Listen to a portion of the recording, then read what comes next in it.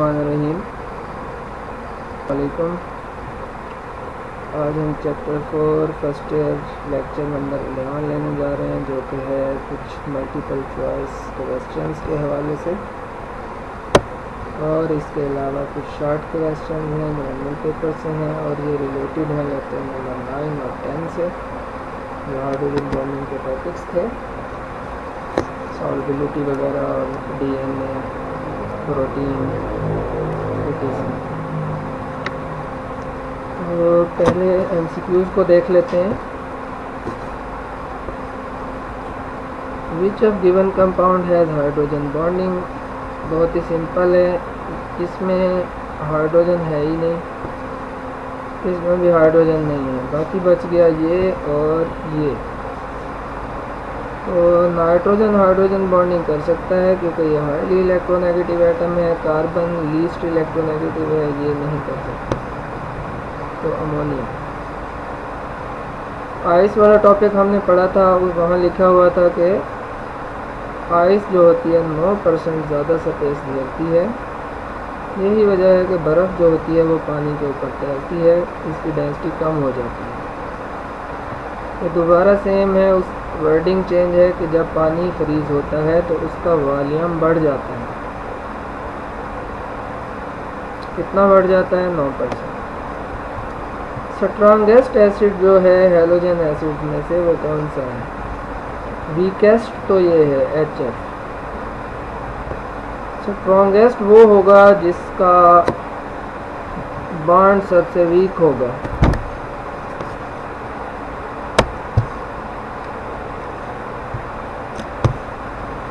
सबसे weak bond जो है वो आयोडीन का है, क्योंकि आयोडीन का साइज सबसे बड़ा है और हाइड्रोजन जो है उससे बहुत ही दूर है,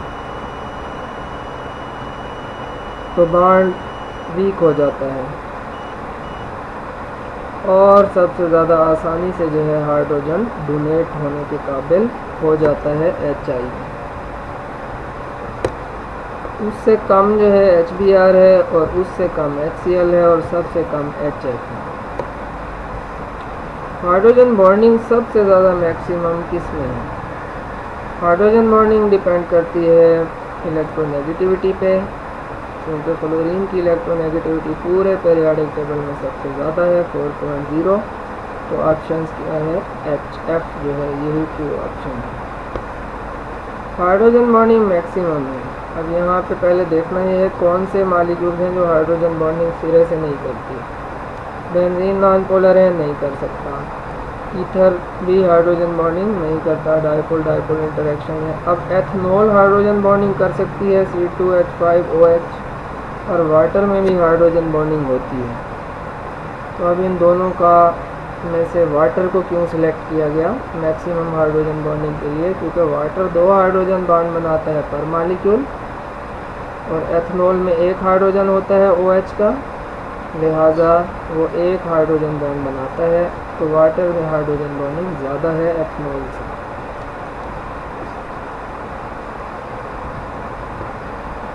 which of following will have hydrogen bonding in its molecule.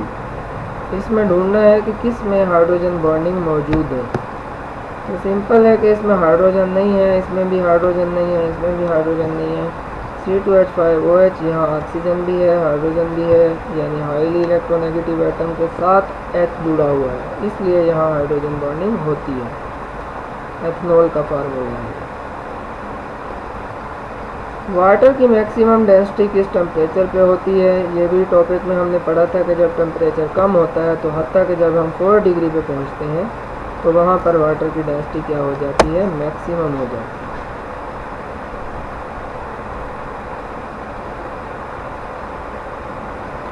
अब हम एनुअल पेपर्स में जो शॉर्ट क्वेश्चन आ चुके हैं उनको हम पढ़ते हैं।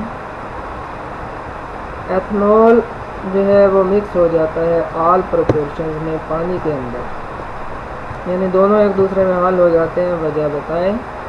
ये एक्सरसाइज में भी है ये क्वेश्चन। वाटर बेस्ट एग्जांपल है हाइड्रोजन बॉन्डिंग सिस्टम की, ये हम पढ़ चुके हैं। वाटर और एथनॉल दोनों में OH ग्रुप्स होते हैं, इसलिए उनमें एक स्ट्रॉन्ग टेंडेंसी है, एक रुझान है हाइड्रोजन बॉन्ड बनाने का एक दूसरे के साथ। That is why they can mix in all proportions. यही वजह है कि वो हर तनासुब में एक दूसरे में हल हो सकते हैं। लोअर अल्कोहल यानी कम कार्बन वाली अल्कोहल ज़्यादा हल होती है पानी में, लेकिन हाइड्रोकार्बन जो है वो सिरे से इंसॉल्युबल है। वजह बताएं। अभी हमने पढ़ा कि वाटर बेस्ट एग्जांपल है हाइड्रोजन बॉन्डिंग की। लोअर अल्कोहल पानी में हल हो सकती हैं क्योंकि दोनों जो है can form hydrogen bond with each other, दोनों एक दूसरे के साथ हाइड्रोजन बॉन्ड बना सकते हैं। हाइड्रोकार्बन जो है वो सॉल्युबल नहीं होती पानी में एट ऑल, यानी हरगिज़ हल नहीं होती, क्योंकि दे आर नॉन पोलर, क्योंकि वो नॉन पोलर कंपाउंड है। And there are no chances of hydrogen bonding, और उनमें हाइड्रोजन बॉन्डिंग के कोई चांसेस नहीं है between water and hydrocarbon molecules. Hydrocarbon purely non polar है, वाटर पोलर है, तो कोई इंटरेक्शन उनमें नहीं होता सिरे से, इसलिए वो एक दूसरे में बिल्कुल भी हल नहीं होते। नेक्स्ट है कि पानी जब फ्रीज़ होता है तो ऊपर से नीचे की तरफ फ्रीज़ होता है तालाबों में और झीलों में, सर्दियों में जो ठंडे इलाके हैं बहुत ज़्यादा। ये यूँ भी वो पूछ सकता है कि किस तरह जानदार या ज़िंदगी बरकरार रहती है फ्रोज़न सी में। यह बहुत ही फ्रोज़न सी यानी कि बर्फ़ जिसमें जम गई हो, मुंजमद समंदर जो है। तो कोल्ड विंटर में मछलियाँ कैसे ज़िंदा रहती हैं तालाबों में वगैरह वगैरह, ये किस तरह हाइड्रोजन बॉन्डिंग से ताल्लुक़ रखता है, तो ये हम पढ़ते हैं। इम्पोर्टेंट है, 4 बार रिपीट हो चुका है पहले पेपरों में। तो वाटर की लोअर डेंसिटी है 0 डिग्री पे। वाटर जब फ्रीज़ होता है तो सरफेस से डाउनवर्ड डायरेक्शन की तरफ होता है। इसकी वजह क्या है? क्योंकि सरफेस वाटर जो होता है वो सराउंडिंग के साथ डायरेक्ट टच में होता है। सराउंडिंग का टेम्परेचर सरफेस वाले वाटर को फ़ौरन हासिल हो जाता है। अगर सराउंडिंग जितनी ठंडी होगी सरफेस वाला वाटर उतना जल्दी ठंडा होगा। तो water attains temperature of 4 degree by fall of temperature of surrounding. Surrounding का टेम्परेचर जब 4 डिग्री पे आ जाता है तो पानी का टेम्परेचर भी 4 डिग्री पे चला जाता है। फिर जब outer atmospheric temperature further decrease होता है, यानी 4 से भी नीचे आना शुरू हो जाता है 3, 2, 1, 0 की तरफ, तो water at the surface becomes less dense. 4 degree पे डेंसिटी पानी की मैक्सिमम है। अब टेम्परेचर कम हो रहा है तो डेंसिटी कम होती जा रही है, और फाइनली जब वो फ्रीज़ होकर आइस बन जाता है 0 डिग्री पे, तो ये लेयर आइस की इंसुलेट करती है वाटर को underneath for further heat loss. यानी ऊपर जो बर्फ़ बन जाती है पहले, वो फिर इंसुलेटर के तौर पे एक्ट करती है, और नीचे वाला पानी जो है वहाँ से हीट को ऊपर नहीं जाने देती, हीट लॉस ख़त्म हो जाता है। तो मछलियाँ और पौधे उसमें ज़िंदा रह सकते हैं इस ब्लैंकेट ऑफ आइस के नीचे। ये जो कंबल बना हुआ है आइस का, इसके नीचे कई महीनों तक ज़िंदा रह सकते हैं, जब तक गर्मियाँ आ जाती हैं और बर्फ़ पिघलना शुरू हो जाती है, तो ज़िंदगी उनकी बच जाती है। आइस क्यों फ्लोट करती है पानी पे? 15 टाइम्स आया हुआ है, ये स्टेटमेंट्स आप पढ़ सकते हैं, मुख्तलिफ स्टेटमेंट्स के साथ ये रिपीट हुआ है। तो वजह क्या है कि जब टेम्परेचर डिक्रीज़ होता है तो आइस बनती है और मॉलिक्यूल ज़्यादा से ज़्यादा रेगुलर हो जाते हैं। ये रेगुलरिटी फैल जाती है पूरे के पूरे होल स्ट्रक्चर में, मॉलिक्यूल के पूरे स्ट्रक्चर में, आइस के पूरे स्ट्रक्चर में। रेगुलरिटी का मतलब ये है कि मॉलिक्यूल एक जगह फिक्स हो जाते हैं। जब वो फिक्स हो जाते हैं तो दरमियान में कुछ ना कुछ स्पेस जो होता है वो बाकी बच जाता है। तो empty spaces are created in the structure. नतीजे में दरमियान में स्पेस बन जाता है। That is why when water freezes, यही वजह है कि जब पानी बर्फ़ बन जाता है तो 9% ज़्यादा जगह घेरता है और उसकी डेंसिटी कम हो जाती है, इट्स डेंसिटी डिक्रीजेस। नतीजा क्या निकलता है कि डेंसिटी कम हो गई तो आइस जो है वो तैरती है पानी के ऊपर। आखिरी है क्लींजिंग एक्शन, ये हमने पढ़ा था वहाँ पे पिछले टॉपिक्स में, वही सेम का सेम ही है यहाँ पे भी तकरीबन। सोप और डिटर्जेंट क्लींजिंग एक्शन परफॉर्म करते हैं क्योंकि पोलर पार्ट इन मॉलिक्यूल का वाटर सॉल्युबल होता है। मैंने वो एक डायग्राम दिखाई थी आपको जिसमें पोलर नॉन पोलर थे दोनों।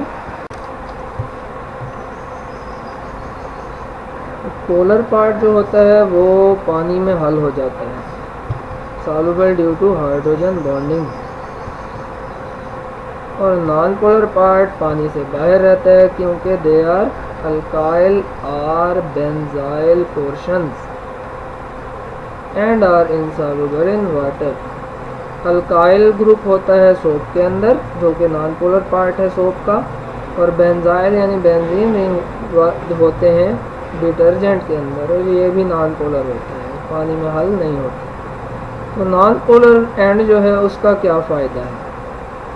स्टेन्स दाग धब्बे जो होते हैं are usually non polar material, ज़्यादातर वो नॉन पोलर मटीरियल होते हैं, जैसे चिकनाई वगैरह होती है, डर्ट होती है, and are absorbed into the alkyl portion of soap and washed away, और वो हल हो जाते हैं अल्काइल पोर्शन में, सोप का जो नॉन पोलर पार्ट होता है उसमें वो हल हो जाते हैं और वॉश अवे हो जाते हैं। और इस तरह जब हम पानी डालते हैं मज़ीद तो वॉश अवे यानी कि धुल कर बाहर निकल जाते हैं, बर्तन से अलग हो जाते हैं, कपड़ों से अलग हो जाते हैं। ये था जी हमारा आज का लेक्चर MCQs और शॉर्ट क्वेश्चंस के हवाले से जो पेपरों में रिपीट हो चुके हैं, कई बार इम्पोर्टेंट हैं, इनको आपने करना है। Best of luck. इंशाअल्लाह जो है मिलते हैं फिर हम नेक्स्ट लेक्चर में जो कि कुछ नए टॉपिक्स के हवाले से होगा। तब तक के लिए अल्लाह हाफ़िज़।